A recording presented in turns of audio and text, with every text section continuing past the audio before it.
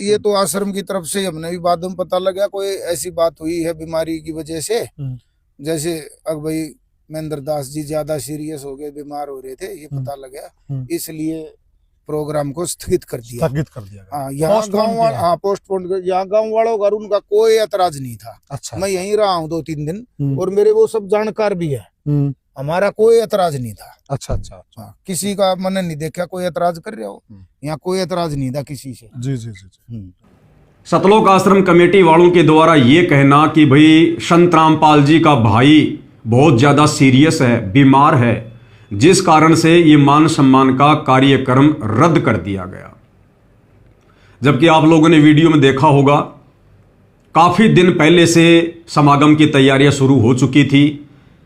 पूरे मैदान को समतल कर दिया गया था, टेंट हाउस का, स्टेज का पूरा सामान वहां पर पटक दिया गया था।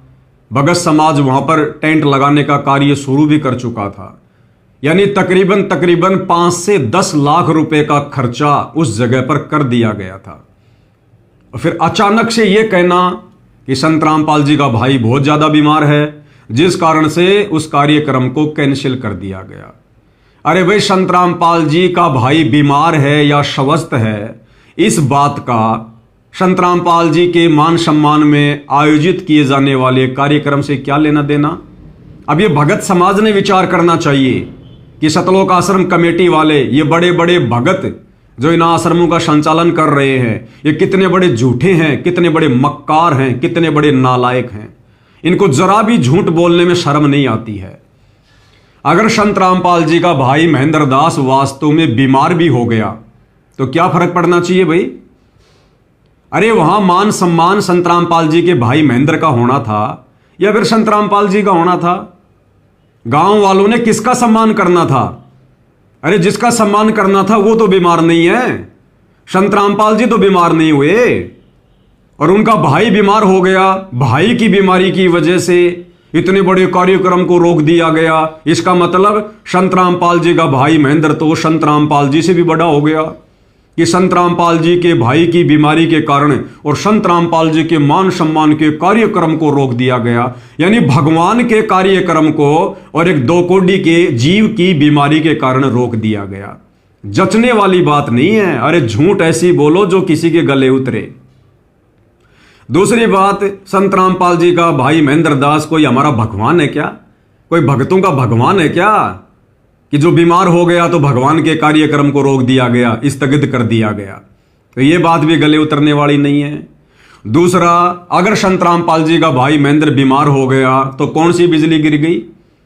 अरे वहां पर सारे का सारा कार्य, लेबर का कार्य, मजदूरी का कार्य, टेंट लगाना, भंडारा बनाना, ये सारा का सारा कार्य तो बेचारे भोले भाले भगत करते हैं।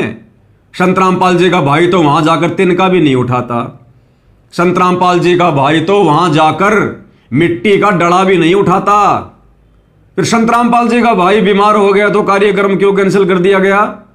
संत रामपाल जी का भाई कोई टेंट वाला है जो वो बीमार हो गया तो टेंट नहीं लगना था? संत रामपाल जी का भाई कोई हलवाई है जो वो बीमार हो गया तो वहां पर भक्तों के लिए लड्डू जलेबी कौन बनाएगा, भंडारा कौन बनाएगा?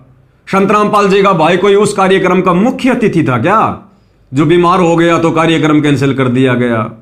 अब ये तो भगत समाज ने विचार करना चाहिए, संत रामपाल जी की नादान संगत ने विचार करना चाहिए कि ए नादान संगत वालों, तुम्हारे को भेड़ बकरियों की तरह वर्तमान में सतलोक आश्रम कमेटी के द्वारा यूज किया जा रहा है।